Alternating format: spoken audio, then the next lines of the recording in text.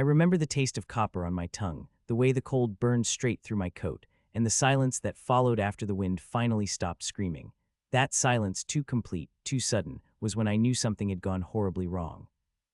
Back in December of '89, I was 17, a junior at Fremont High in northern Montana, and like any restless teenager, I thought I knew everything. My name's Matthew Cole. My friends called me Matt. We were 6 in total that day: me, Eric, Lisa, Trevor, Amy, and Brian. We weren't the golden kids, nor were we troublemakers. We were just in between, the type of kids teachers remembered by face, not by name. It was supposed to be a quick winter hike, one last hurrah before Christmas break. Eric's idea, of course. He always had that itchy urge to prove he wasn't just another farm kid stuck in a dead-end town. He talked us into driving up to the old service road that twisted into the Bitterroot Mountains. "It's barely an hour out," he'd said, flashing that smug grin of his. "Snow's light. We'll be back before sunset." We weren't back before sunset. Hell, some of us were never back at all. The morning started with blue skies and that crisp, high-altitude sun reflecting off the powder. We parked Brian's old Dodge Caravan near a trail that hadn't seen a ranger in weeks. Amy brought a thermos of hot chocolate. Lisa had her dad's Polaroid and kept snapping blurry shots of us tossing snowballs. It was dumb, carefree fun. We weren't thinking about the weather. I remember checking my watch around noon. The clouds rolled in fast, thick gray, almost bruised-looking. Within half an hour, the temperature dropped like a stone. Eric still thought we could loop the trail and cut down through a shallow ravine he remembered from a summer trip. That was our first mistake, trusting memory over a map. Our second was following him. By the time the blizzard hit full force, we were already 2 miles off the main path. The snow wasn't falling. It was hurling itself sideways like icy nails in the wind. Visibility shrank to a few feet. We tried sticking close, yelling names over the storm, grabbing sleeves and jackets. I still remember Lisa's fingers clutching mine, her knuckles bright red and trembling. Then someone screamed. It was Amy. When I turned toward the sound, she was gone, just gone, like the snow had swallowed her whole. Panic does something strange to people. It makes you forget logic, forget what you know about survival. We split up, some tried backtracking, some pushed ahead. I stayed with Brian, yelling Amy's name until my voice cracked. My gloves were soaked. My legs ached. Every breath felt like inhaling razors. Somewhere in that blur, we stumbled across a small outcrop, a jagged little cliff that jutted into the white void. We found Eric there, half-conscious, lips blue, slumped against a tree stump like he'd been dropped from the sky. He kept mumbling Lisa's name. But Lisa wasn't with him. When night came, we gave up shouting. We dug ourselves into a shallow snowbank for shelter. It wasn't smart, but it was all we had. I barely slept. Every time I closed my eyes, I saw Amy's face vanishing into the storm. I heard Lisa's laugh echoing like a memory that didn't want to let go. Morning didn't bring sun, just a dull, gray haze, the kind of light that makes everything look dead. Brian and I were the only ones left at that spot. Eric was gone too. No footprints, no trail, like the night had taken him. We made it down the mountain 2 days later. Half frozen, barely speaking, guided by dumb luck and desperation. The others, Amy, Lisa, Trevor, Eric, they were never found. Search parties spent weeks combing the woods. Dogs, helicopters, local volunteers. Nothing, just empty woods, quiet and cruel. I still think about what we could have done differently. Every year when the snow comes, I picture their faces, smiling, full of life, too young to know they'd walked straight into a storm that didn't want to let them go. And every year I go back to that road, the one that twists into the Bitterroots, now blocked off by a rusty old gate. I stand there, watching the first flakes fall, and wonder what's buried out there beneath all that silence. They told me it wasn't my fault. That phrase, "not your fault," it's supposed to comfort you, wrap you in some invisible blanket that makes grief easier to carry. But the truth is, I never believed them. Not really. Not when I was 17. Not when I'm 44. After the storm, everything changed. The mountain let us go, but it didn't release us. Not fully. Brian and I spent 2 nights at the county hospital in Missoula. Mild frostbite, early-stage hypothermia. They gave us blankets, warm soup, and a social worker who looked about 25 and had no idea what to say to 2 kids who had watched their friends vanish into white nothingness. My parents arrived first. My mom was crying before she even walked into the room. My dad stood behind her like a statue, jaw clenched, hands in his coat pockets. I remember him asking, "Where's Eric?" And I didn't have an answer. I just stared at the IV in my arm. Brian's folks came next, loud and panicked. His mother kept shouting, "Why the hell did they let you kids go up there alone?" But there was no one to blame, not really. We weren't supposed to be out that far. No one gave us permission. It was just another dumb teenage idea, one of 100 that week. The sheriff came in that night, all boots and gravel voice. He asked for a map and circled the area we'd wandered into. His face turned grim when I told him about the ravine, about where we thought we were cutting through. "That area's barely marked," he muttered, tapping the paper. "Even seasoned hikers get turned around there." The search started the next morning. Dozens of volunteers, dogs, even a chopper from Helena. They searched for weeks. Sometimes we'd get calls, we found a scarf, or boot prints heading north, or a possible campfire. But none of it ever led to them. The snow covered everything like it was ashamed. Lisa's dad came to our house once. Just showed up, face hollowed out, eyes bloodshot. He asked to see me. My mom didn't want to let him in, but I told her it was okay. We sat in silence for a minute before he asked, "Did she say anything before you lost her?" I wanted to lie. I wanted to say she told me something beautiful, something he could hold on to. But all I remembered was her grip on my hand, how tight it was, and then it was gone. "I'm sorry," I told him. He nodded, then he left. The town mourned the way small towns do, quietly, politely, without ceremony. The school left 6 chairs empty in the gymnasium for the rest of that year. They held a candlelight vigil in the parking lot. People held hands and cried. Then winter melted into spring, and folks went back to mowing lawns and selling donuts and pretending like nothing had ever happened. But I couldn't go back. I stopped going to school for a while, couldn't sit through chemistry class while the seat beside me was empty, couldn't walk through the hallway where Lisa used to spin her locker dial like it was a safe she was cracking, couldn't eat in the cafeteria without hearing Trevor's obnoxious laugh echo off the walls. Brian coped in his own way. He started working nights at his uncle's hardware store, kept himself busy. We didn't talk much. When we did, we only spoke about normal things, TV shows, music, anything that didn't involve mountains or snow or missing friends. But one night, maybe 3 months after the storm, Brian called me. I hadn't heard his voice in weeks.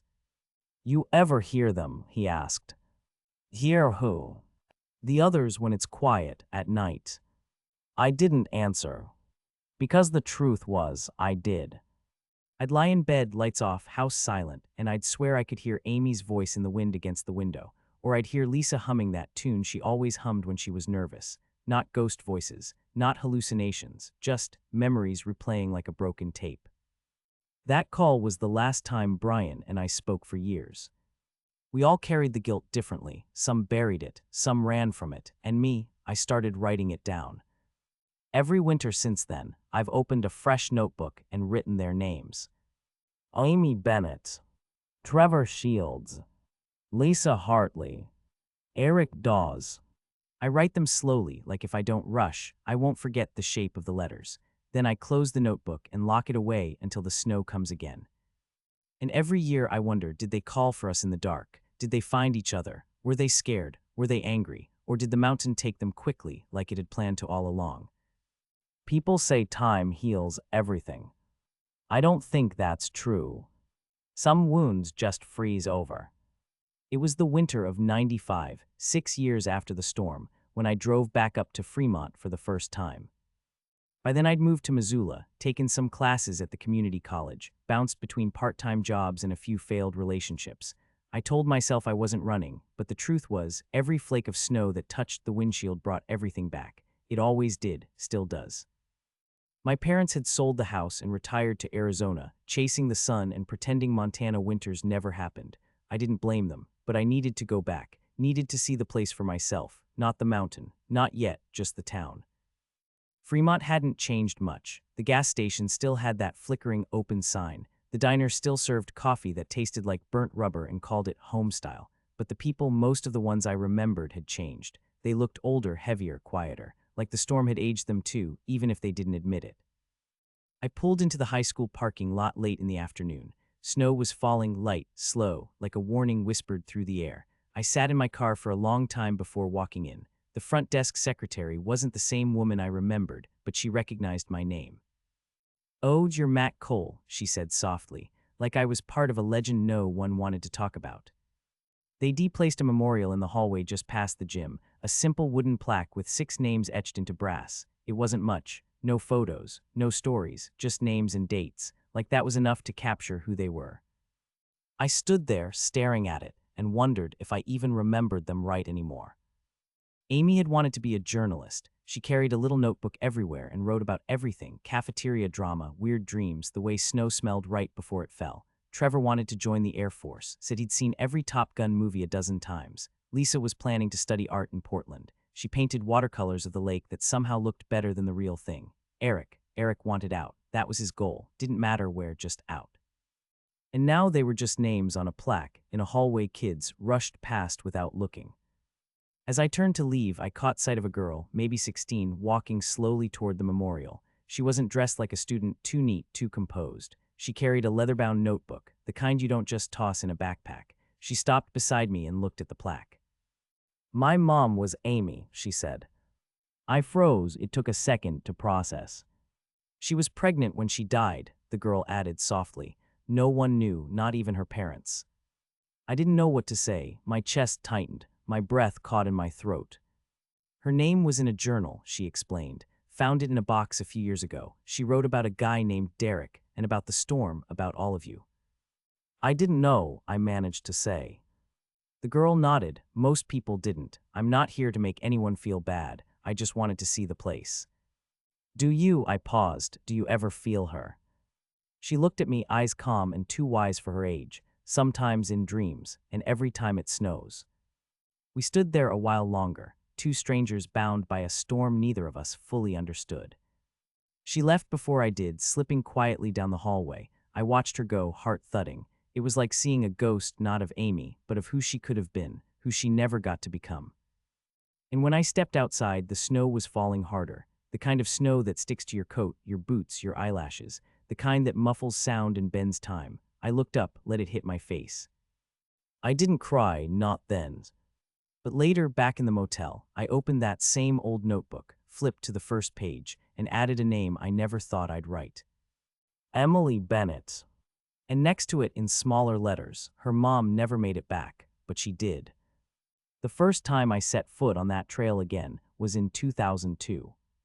13 years had passed, long enough for the search reports to be filed away in some dusty county archive, for most people to forget the details. But not me, never me. It was a Tuesday in late January. I had driven up alone, no announcement, no plan, just this pull in my gut that told me it was time. The road up to Bitterroot was rougher than I remembered. Potholes, fallen limbs, and patches of ice made the drive tense, but I kept going. I'd brought an old backpack with me, packed with a thermos of coffee, a flashlight, a thick scarf, and something else, something I hadn't looked at in years. It was Lisa's scarf. Her mother had given it to me a few weeks after the search had ended. It had been found tangled in a branch about 2 miles south of the ravine, half frozen, stiff from snowmelt. She said I should have it, that maybe it would help me let go, but I never could, not really. The trailhead was barely recognizable, overgrown and half buried in snow. I parked the truck, zipped up my coat, and started walking. Each step felt like walking into the past. The woods were quieter than I remembered. The only sound was the crunch of snow under my boots and the occasional moan of wind through the pines. Every tree looked familiar and foreign at the same time, like seeing an old friend's face after too many years apart. I didn't have a map. I didn't need one. I walked for about an hour before I found the place. The outcrop was still there, a slab of rock dusted with snow, surrounded by broken trees and a frozen creek. I stood where we'd huddled that night, where Brian and I had tried to stay awake, tried not to freeze. The cold stung my face, but I didn't move. Instead, I reached into my pack and pulled out the scarf. I held it for a moment, still soft, still holding the faintest scent of old pine, and tied it gently around a low branch. It fluttered in the wind like it belonged there. "I'm sorry," I whispered. And I meant it. For not being stronger, for not stopping Eric, for letting go of Lisa's hand when I should have held tighter. I didn't expect answers. I didn't believe in signs, but standing there, something shifted. I turned to leave, retracing my steps, when I noticed something, just a few yards off the trail, half hidden under a fallen tree. It was a rusted thermos. My heart stopped. I stepped closer, knelt down, and brushed the snow away. It was old, dented, covered in scratches, but I recognized the sticker peeling off the side, a faded green star. Trevor's thermos. My hands trembled as I picked it up. I turned it over, hoping for initials, a name, anything, but there was nothing. Still, I knew it was his. He'd brought it that day, filled it with black coffee because he said hot chocolate was for babies. Finding it didn't bring closure, it brought weight.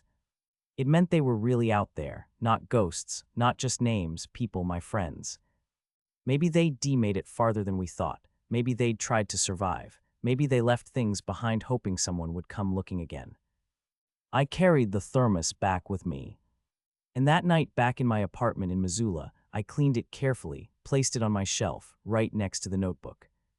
I thought about calling Brian, telling him what I found, but the truth is I didn't know what I'd say. We hadn't spoken since '96, after a failed meetup ended in silence and beer, and him walking out the door without saying goodbye. But maybe someday. Maybe I'll send it to him, or maybe I'll keep it, like a piece of the past I'm not ready to let go of. Because even after all these years, I still wake up in the middle of the night with snow in my lungs and their names on my tongue. And I still wonder, what else did we leave behind, buried beneath that storm? It was the letter that brought Brian back into my life. A real letter, folded paper, postage stamp, handwritten envelope. No sender's name, just my address in familiar, slanted print. I knew it was him before I even opened it. I sat at my kitchen table, the same one where I'd written out their names every winter, and unfolded the paper with a kind of reverence, like it might fall apart in my hands. Matt, I heard from someone in Fremont that you were up near Bitterroot again, that you found something. I don't know why I'm writing. Maybe I'm tired of silence. Maybe I'm just ready to remember things I spent years trying to forget. You asked me once back in the hospital what I remembered from the night we lost them. I lied to you. I told you I didn't remember anything. But I did. I stopped reading, just sat there, heart pounding like I was 17 again. I read the rest in one breath, afraid I'd lose courage if I paused. That night when you passed out under the outcrop, I stayed awake, just barely. I remember looking toward the tree line, maybe 50 feet out. There was movement, slow, staggering. I thought it was Eric. He was wearing that red flannel, but then someone else appeared behind him, smaller. I think it was Amy. They didn't call out, they just walked into the dark. I wanted to go after them, but I couldn't move. My legs were numb. My hands were useless. I kept telling myself they'd come back, that they just needed to find shelter. They never did. I've carried that with me for 13 years. Thought you should know. Brian. The paper shook in my hands.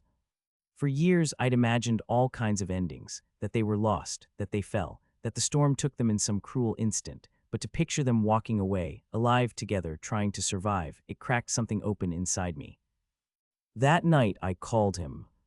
It rang 6 times before he answered.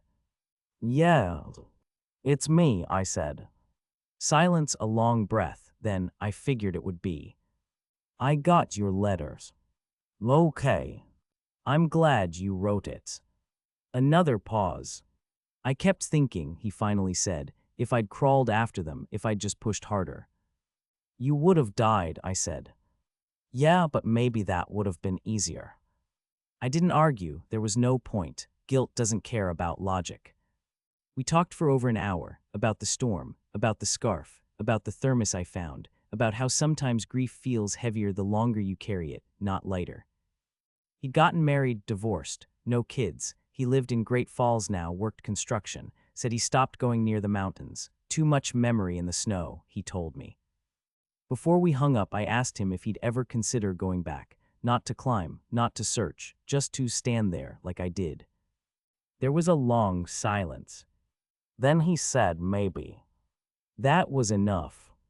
After the call, I sat in my dark kitchen for a long time, listening to the soft hum of the fridge, the ticking clock on the wall. It had started snowing again outside. I watched the flakes drift past the window, slow, weightless, beautiful in a way that felt wrong. I thought about that image, Eric and Amy walking into the woods, the red flannel, the silence, the storm swallowing them whole. And I realized something. Maybe they weren't trying to survive. Maybe they were trying to find the others. Maybe in the middle of that chaos, friendship meant more than fear. I stood across the room and opened my notebook.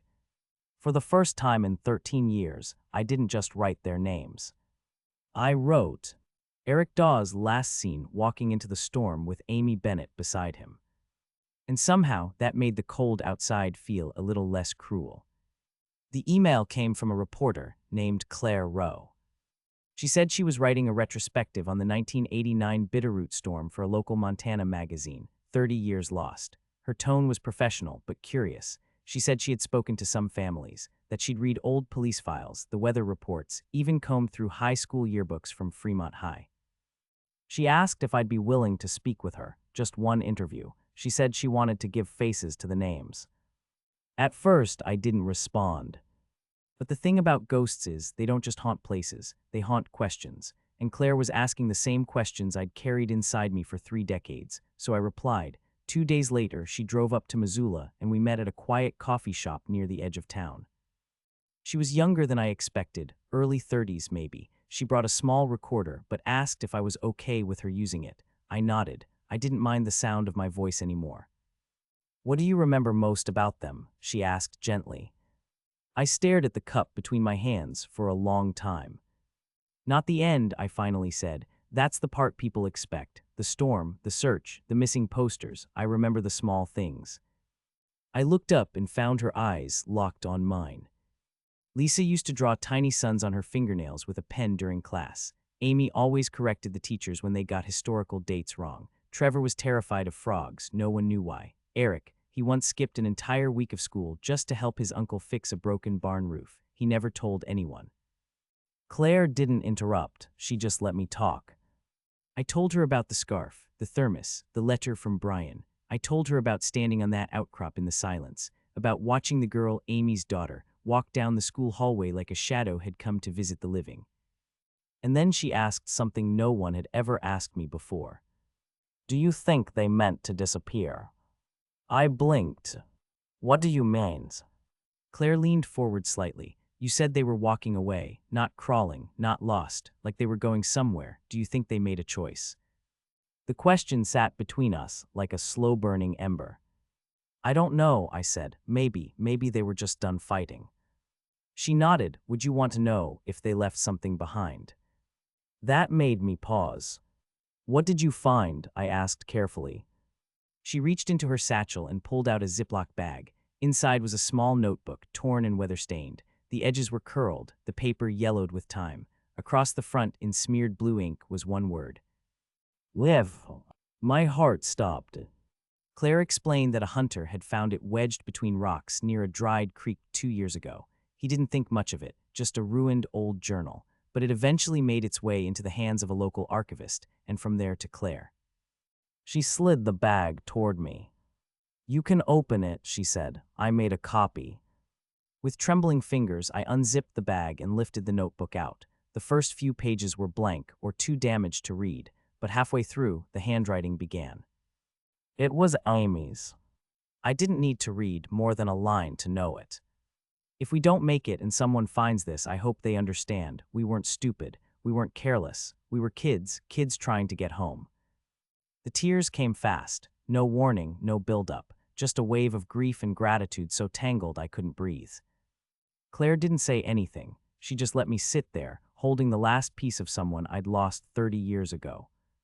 And in that moment, I realized something I hadn't been able to admit, not to myself, not to Brian, not to the silence I kept locked in notebooks. They weren't just names carved into plaques or scribbled into pages of grief. They had voices. They had choices. And now, finally, they had been heard. 3 weeks after the interview with Claire, I went back to the mountain. I hadn't planned it. No ritual this time, no letter, no anniversary date circled on a calendar. It was just a morning like any other, quiet, gray sky, coffee on the stove, and then something pulled me to the door. Maybe it was Amy's journal. Maybe it was the silence between the pages that hadn't been read yet. Maybe it was guilt or hope. I don't know anymore. I took Brian's number out of the drawer and dialed. "Hey," I said when he answered. "I'm going up today." A pause, then alone. "Wouldn't mind the company." He didn't respond at first, but I heard movement, keys, maybe a zipper, then just one word. "Where do we meet?"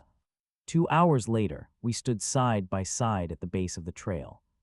He looked different now, a little more gray in the beard, heavier around the shoulders, but still Brian. Still the same guy who dug through snow with numb fingers beside me when we were kids. We didn't talk much on the way up. The snow was light, soft underfoot, and the wind had settled into a kind of hush. It was strange being there together again, like reopening a wound, but finding that it had scarred differently than expected. When we reached the outcrop, we stood for a long while. The The scarf was gone, blown away, maybe, or taken by time, but I could still see the shape of it in my memory. Then Brian turned to me. "Where was the thermos again?" "Down by the creek," I said, "just past that pine with the split trunk." We climbed down carefully, using our boots to pack the snow. It didn't take long to find the spot again. I showed him where I had found Trevor's thermos, still half buried and rusted. He crouched beside the tree, brushing away more snow. And then he stopped. "Matt," he said slowly, "look at this." Beneath the roots, hidden in a shallow cavity barely covered by leaves and frost, was something dark. We cleared the area gently, hands shaking, breath steaming in the cold air. It was a backpack. Old, torn in places, zipper rusted, but unmistakably real. Brian didn't speak, he just opened it. Inside we found a cracked flashlight, a rolled-up sweater, a candy wrapper, and at the bottom a waterlogged notebook, not Amy's. This one had a black cover, and inside the front page, written in bold, sharp letters, "Eric Dawes, property of Fremont High Library." My heart nearly stopped. He had taken it, stolen a library notebook. That was Eric, always borrowing things and never returning them. We flipped through the pages, and what we found wasn't a survival journal. It wasn't even written for anyone else. It was letters, each one addressed to someone different. To his little brother, to Lisa, to his dad, to me. I held my breath as I read. "Matt, if you're reading this, it means you found something we couldn't carry anymore. I want to believe that means you made it. I hope you did. I hope you never forgot us, but I also hope you lived. For real, not the half-life I think I was headed toward." Brian turned the page and read silently for a long time. He didn't cry, he just closed the notebook gently and held it in both hands like it was something holy. When we climbed back to the outcrop, neither of us said much. We both knew what the notebook meant. Eric had survived at least a little longer than we thought. Maybe all of them had. Maybe they'd huddled together for a day, two, maybe more, trying, hoping, fading. And maybe, just maybe, they'd left these things behind not because they wanted to vanish, but because they wanted someone, us, to find them. Before we left, Brian did something I hadn't expected. He took out a pen, tore a page from his wallet, and scribbled something down. Then he placed it beneath a flat rock at the edge of the outcrop. "What did you write?" I asked. He didn't look at me. "Just told them we came back. The thaw came late that year." Montana held onto its winter like an old grudge, refusing to let go, letting the snowpack rot into dirty gray sheets across the roads. But by April, the creeks began to run again. Trees shook off their frost, trails opened, and with them came the phone call. It was from the Missoula County Sheriff's Department. "Mr. Cole, you're listed as a point of contact on an open case, 1989, Bitterroot Wilderness. We'd like you to come in." The voice was formal, careful, like they were balancing something fragile. I drove in silence the whole way, heart slamming so hard I thought I'd have to pull over. I don't know what I expected. Maybe someone found another scarf, or a boot, or some distant hunter stumbled across a bone and a ring, and the whole thing would just rewind again. But it wasn't that. They had found something different. A hiker had reported what looked like strange carvings in the base of a collapsed pine near the edge of a runoff creek. At first, they thought it was animal damage, bark stripped and clawed away. But under the bark, beneath the freeze line, were names. 6 names. Mine and Brian's included. The sheriff slid the photo across the table. It was blurry, taken on a phone, probably while the wind was still kicking snow around, but clear enough. Eric Dawes. Lisa Hartley. Amy Billion Trevor Shields. Branwilkes. Matt Cole. Carved clean, deep, not scratched in panic, not hurried, like someone had sat there, hands shaking in the cold, and made sure each letter could outlast the storm. I couldn't stop staring at it. "Who carved it?" I asked. The officer shook his head. "We don't know, could have been a signal, could have been memorial, or maybe just a record, something to say, we were here." Brian came down the next day. We met at the station, sat in the lobby like we were 17 again, waiting for someone to tell us what this meant.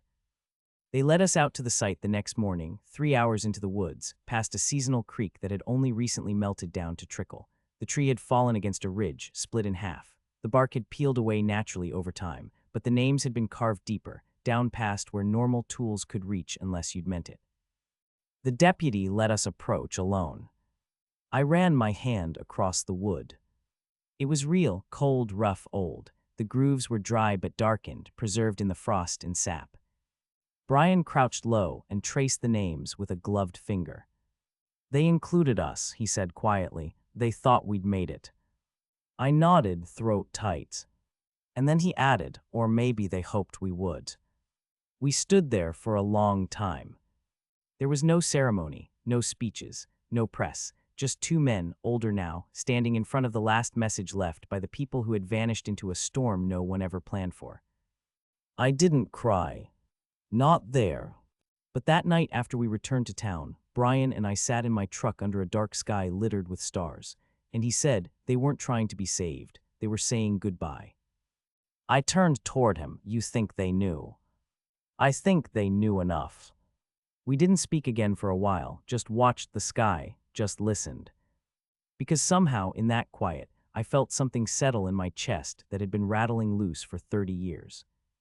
Not closure, not peace, but acknowledgement that we were all theirs, that we had mattered, that someone, maybe Eric, maybe Lisa, had stopped long enough in that bitter, freezing dark to leave behind proof that we had been. There's something I never told anyone, not my parents, not Brian, not the sheriff back in '89 when we gave our statements. Something I buried so deep I started to believe it hadn't even happened. But it did. And now, after the names carved into the tree, after the letters and the scarf and the thermos and Amy's daughter, I can't keep pretending. It happened the second night on the mountain. Brian had finally dozed off, or maybe passed out, I couldn't tell. His lips were blue, his breath shallow. I'd curled into myself, my face buried in the crook of my arm, trying to shield it from the wind. Everything hurt. My skin felt like paper. My toes were fire and ice at the same time. But I didn't sleep. And that's when I saw it. There was movement near the trees, soft, deliberate, not blown by the storm. At first, I thought it was wind tricking my eyes like it had done all night, but this was different, more steady. It was Lisa. At least it looked like her. She was standing upright, maybe 30 feet away, her hair stuck to her cheeks, her coat half unzipped. Her mouth was open like she was trying to say something, but the wind swallowed it. I couldn't move. My body had shut down, but my eyes stayed locked on her. She raised her arm. Not in a wave. Not in a signal. She pointed. Downhill. Then she turned, slow and stiff, and walked into the dark. That moment haunted me for years. I convinced myself it was exhaustion, hallucination, some desperate piece of my brain trying to give me direction. But now I'm not so sure. Because we followed that direction the next morning, not consciously, just stumbled in that general path, trying to get lower, to find shelter, and it led us to that ridge where a ranger finally spotted us from a distance 2 days later. Lisa had pointed toward salvation. I told myself it was coincidence, luck, but after everything that's come back, the scarf, the notebook, the carved names, I've started to think maybe she really was there. Maybe not alive. Maybe not physical. But real in the way grief is real, in the way memory takes shape when the world is collapsing around you and someone you love becomes your compass. And here's what guts me: I didn't go after her. I was too frozen, too scared, too far gone. I watched her walk into the night, and I did nothing. That guilt stayed with me, silent and sharp, like a splinter you never dig out because you're afraid of what else you'll find underneath. But now I think I understand what she was doing. She wasn't asking for help. She was giving it. In the last hours of her life, if that really was her, she wasn't thinking of herself. She was pointing the way forward, saying, "This is where you live." And somehow we did. Brian and I survived. Not just the storm, the decades after. And now I carry that moment differently. Not as a wound, but as a debt. She showed me the way out. Now it's on me to remember the way back. In the years after the storm, people liked to ask what we carried out of that mountain. The answer changed depending on who was asking. But no one ever asked what the parents carried. I didn't really see them, not in those first months, when the town was still raw and pretending not to look at me when I walked down the street. My parents shielded me from most of it. I never went to the memorial service. I never sat with the families. Part of me thought I didn't deserve to. But in May of this year, I drove down to visit Lisa's mom. She still lived in the same single-story house on Elm Street, yellow siding, front porch with 2 cracked rocking chairs. I had passed that porch 1,000 times growing up. I knew every corner of it. I even helped Lisa paint the railing once when her mom was at work and we were bored out of our minds. She opened the door slowly. She looked smaller now, frail but alert. Her eyes were sharp and they widened when she saw me. "Matthew," she said, just like that. Not Matt, not you. My full name, like it had never left her tongue. "I hope this isn't too strange," I said. "I've been meaning to come by for years." She nodded slowly and stepped aside. "Come in, I've got tea." The house smelled the same, like cinnamon and something warm and old. The walls were covered in framed photos, none of Lisa past 17. No graduation, no wedding, just the snapshots she left behind, smiling on a tire swing, holding a cat, standing with her mom in front of that very porch. "I think of her every day," she said, handing me a cup, not in a sad way always. Sometimes I just hear her voice in my head when I'm trying to remember a recipe, or when I see something at the store she would have loved. I nodded, not trusting my voice. "I never blamed you," she added after a moment. "Any of you. I know people wanted to. They needed to find somewhere to put all that pain, but I knew she was with people who loved her." That undid me. All the notebooks, all the letters, all the searching, and here she was, giving me more peace than I had ever earned. "I saw her," I finally said, "the second night. I never told anyone." She didn't look surprised. "She was always the one looking after others," she said gently, even when she was the one who needed help. We sat in silence for a long time, just sipping tea, letting the decades shrink between us. Before I left, she walked to a drawer in the kitchen and pulled something out. It was a small tin box, rusted on the edges, light as a feather. "She used to keep her secrets in this," she said. "Notes, little poems, doodles." She handed it to me. "I think she'd want you to have it." I didn't open it until I got back home. Inside were scraps of paper, aged and curled. One was a note that simply read, "If something ever happens to me, tell Matt he was my favorite, even when he was being a pain." I read it over and over, until the ink blurred with tears. Because what the parents carried was more than grief. They carried what we couldn't, forgiveness. And they held onto the memories we'd been too broken to revisit. They carried our names without bitterness. And somehow, through all of it, they still opened the door when we came knocking. There was never going to be a rescue. That's what I understand now, all these years later. The search parties, the helicopters, the dogs, they were hope wrapped in urgency. But by the time anyone realized we were missing, the storm had already erased the trail. We were buried under wind, ice, and the slow indifference of winter. We returned, Brian and I, but it wasn't because someone found us. It wasn't because help came charging up the ridge in the nick of time. We survived because of instinct. Because of small decisions, left instead of right, 20 more steps when everything screamed to stop. Because of luck, and maybe because someone pointed through the dark just long enough for us to see a way out. But the others didn't get that. They were just as strong, just as smart, just as scared, but they didn't make it. And that truth still presses on my chest like a weight I've learned to carry but will never set down. This winter, I went back again. Alone. Brian couldn't make it, his back's gotten bad and the cold hits harder now. He told me, "Say hi for me if you believe in that kind of thing." So I packed light, same boots, same jacket. The trail was clearer this time, less wild, less haunted, or maybe I was. I brought Lisa's tin box. I didn't open it on the trail. I just kept it in my bag, close to my back like something sacred. The wind was sharp, but the air was still. No storm this time, just silence and snow lightly brushing the trees. I climbed to the outcrop and sat on the same stone where we'd once huddled and cried and tried to breathe through frozen lips. It's different now. The tree where we found the carved names has fallen deeper into the ridge. Time is taking it slowly, but the letters are still there, still legible, still defiant. I traced them one by one, and then I added one more line underneath, using a pocket knife I hadn't touched in years. We came back. We remember. We never stopped. Then I opened the tin. Inside, folded so delicately it looked untouched by time, was a drawing, pencil sketch. Lisa's hand, I recognized it instantly. It was of us, all six, standing on the ridge, snow around our boots, arms thrown over each other's shoulders.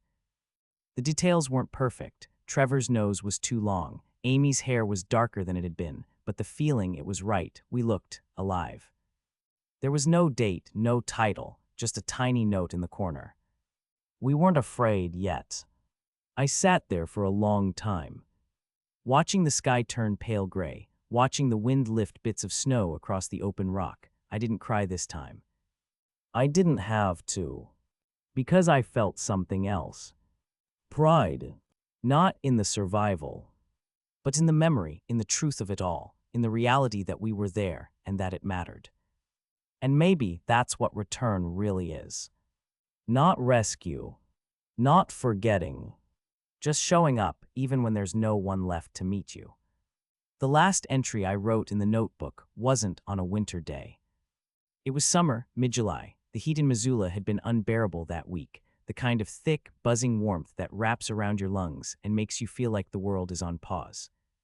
But even then, I found myself thinking about the snow, about how strange it was that something so cold could leave behind such a permanent burn. I opened the notebook slowly. The spine was cracked, pages loose. Some of the ink from years ago had faded into soft gray shadows, but the names were still there. Always the names. I added just one more sentence at the bottom of the page. We did the best we could. I hope that's enough. I closed the notebook and didn't lock it away this time. Instead, I left it on the shelf in the open, between Amy's old journal and Eric's water-damaged letters, between grief and grace, between the past and the peace I'd spent so long searching for. I still hear their voices sometimes. In the creak of a floorboard, in the wind through pine branches, in the silence after a thunderstorm. Not words, not ghosts. Just memory, full and weightless, real. Brian and I keep in touch now. We talk more often than we ever did before. He's building furniture in his garage these days, says it keeps his hands busy, says he's sleeping better. He asked me recently, do you think we'd be friends with them now, if they'd lived? I told him yes, without hesitation. Not because of who we were then, but because of everything we became after. The storm didn't take that from us. It changed us, sure, but it didn't erase us. Amy, Lisa, Trevor, Eric. They aren't just stories anymore. They aren't just missing persons on a case file yellowed with age. They're part of the landscape now, part of the ridge, the trail, the frozen creek, the tree with their names. And we're the ones left to tell it. To say, they were here. They mattered. We remember. And we came back. Not to find them, but to carry them forward. Always.